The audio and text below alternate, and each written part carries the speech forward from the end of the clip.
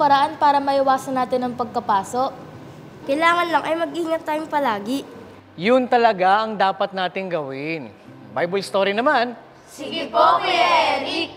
Okay, kahapon ay natunghayan natin ang tungkol sa panawagan ni Moises kina Datan at Abiram. Pinatawag po ni Moises ang pangkat ni Abiram at ni Datan, pero hindi po siya pinansin at pinakinggan. Di po nila pinahalagahan ang panawagan sa kanila, sa halip ay nagmatigas at nagreklamo pa po. Kaya nagalit po sa kanila si Moises kung kaya't sinabi niya po sa Panginoon na huwag pong pahalaga na kanilang handog. Kaya hinamon po sila ni Moises na humarap po sa Panginoon upang makilala po kung sino po talaga ang sa Diyos. Oo, at tinipon nga ni Kore ang buong kapisanan ng mga anak ni Israel laban kina Moises at Aaron. Kaya't muling nagsalita ang Panginoon kina Moises at Aaron na sila'y humiwalay sa kapisanan ng Israel upang sila'y kanilang maparusahan. Alam niyo ba kung ano ang sumunod na nangyari? Ano po yung nangyari, Kuya Eric? O ito, makinig kayong mabuti. Basahin natin sa Aklat ng Bilang sa 16, 20 hanggang 30. At sinalita ng Panginoon kay Moises at kay Aaron na sinasabi, "Humiwalay kayo sa gitna ng kapisanang ito, upang aking lipulin sila sa isang sandali." At sila'y nagpatira pa at nagsabi,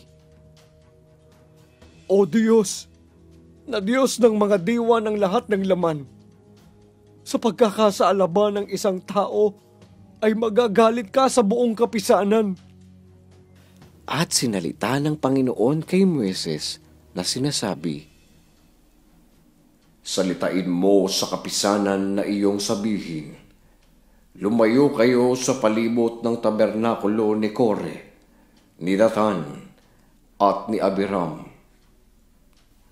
At si Moises ay tumayo at naparoon kay Datan at kay Abiram, at ang mga matanda sa Israel ay sumunod sa kaniya. At sinalita ni Moises sa kapisanan na sinasabi, "Magsilayo kayo! Isinasamo ko sa inyo sa mga tolda ng masasamang taong ito, at huwag kayong humipo ng anumang bagay sa kanila. Baka kayo'y mamatay sa lahat nilang kasalanan." Gayon sila nagsilayo sa tabernakulo ni Kore, ni Datan at ni Abiram sa lahat ng dako. At si Datan at si Abiram ay nagsilabas at nagsitayo sa pintuan ng kanilang mga tolda, at ang kanilang mga asawa, at ang kanilang mga anak, at ang kanilang bata. At sinabi ni Moises, "Dito ninyo makikilala na ako'y sinugo ng Panginoon na gawin ang lahat ng mga gawang ito, sapagkat hindi kinathan ng aking sariling pag-iisip kung ang mga taong ito ay mamatay sa karaniwang kamatayan ng lahat ng tao, o kung sila'y dalawin ayon sa karaniwang pagdalaw sa lahat ng tao, ay hindi nga ako sinugo ng Panginoon. Ngunit kung ang Panginoon ay lumikha ng isang bagong bagay, na anupat ibuka ng lupa ang kanyang bibig, at sila'y lamunin, 10 ng buong nauukol sa kanila, at sila'y ibabang mga buhay sa Siyol, ay inyo ngang mapagkikilala na minungkahi ng mga taong ito ang Panginoon." Sa takbo po ng kwento, Kuya Eric, ayaw po ng Panginoon na madamay ang lahat ng Israelita. Pinalayo po ni Moises ang buong kapisanan sa pangkat ni Kore para hindi po sila mamatay at madamay sa kanilang kasamaan. Ganyan kamahal ng Diyos ang kanyang bayan na Israel. Kaya't kung mayroon mang ayaw sumunod sa kanya, hindi niya hahayaang madamay ang kanyang bayan na ibig sumunod sa kanya. Opo, Kuya Eric. Pero teka, ano po ba ang sumunod na nangyari pagkatapos na sabihin iyon ni Moises? Magandang tanong yan. Sige, bukas, God willing, yan naman ang ating matutunghayan. Kaya't huwag kayong liliban sa panonood ng Bible story. Maraming mga sakuna ang maaari nating maranasan kahit sa loob ng ating tahanan. Kaya naman dapat matutuhan natin ang mga dapat nating gawin para maiwasan ito. dapat ay maging marunong tayo sa ating pagkilos. Mag-isip muna tayo para maiwasan natin ang anumang sakuna. Ang sabi nga sa Biblia, sa Aklat ng Efeso, sa 5 at 15, "Mangag-ingat nga kayong lubos kung paano kayo lumalakad. Huwag gaya ng mga mangmang, kundi gaya ng marurunong." Naranasan niyo na ba ang ma-food poison o kaya naman ay mabilaukan? Pag-aaralan natin bukas kung paano ito may iwasan.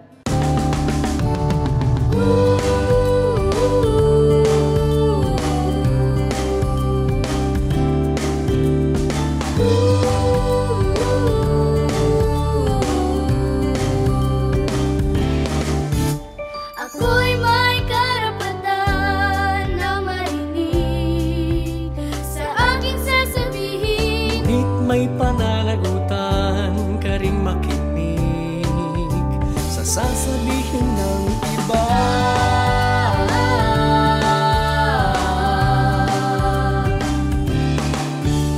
Ako'y may karapatan sa edukasyon upang maglumaking mangmang. Pero dapat naman na ika'y magsikap sa iyong pag-aaral.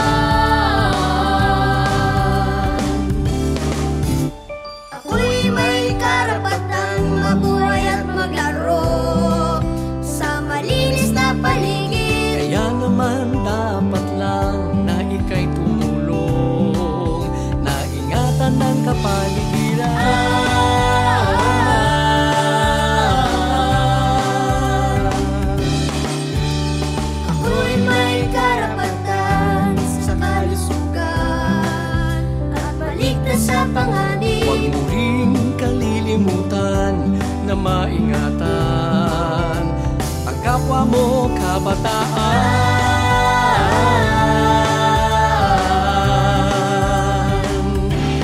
Karapatan ng mga bata ay dapat na igalang. Sila'y turuan upang sa paglaki huwag nilang hiwalayan ang mabuting daan. Pagmamahal at paggalang sa kapwa'y tungkulin natin. Kahit bata ka man, kahit bata pa man.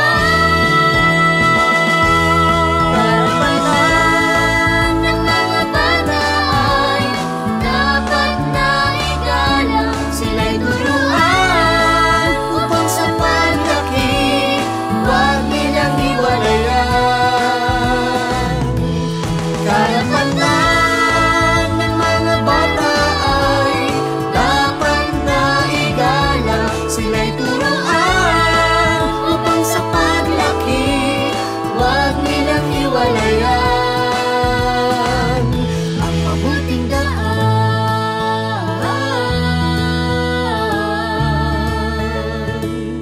Ang mabuting daan.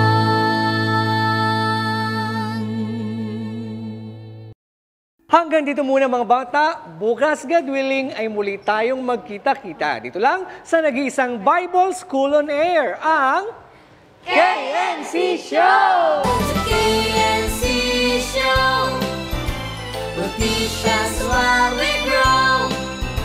Sa tulong ng ating Diyos Ama, isipan ay magliliwanag. The KNC Show, Noticias while we grow. Sa tulong ng ating Diyos Ama, isipan ay magliliwanag na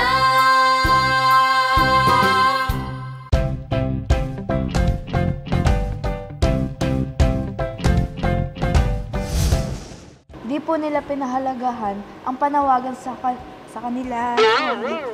Kaya nagalit po sa kanila si Moises, kaya't kung kaya't Kaya hinamon po sila ni Moises sa Panginoon. Kaya hinamon po sila ni Moises sa Ano po ba ang sumunod?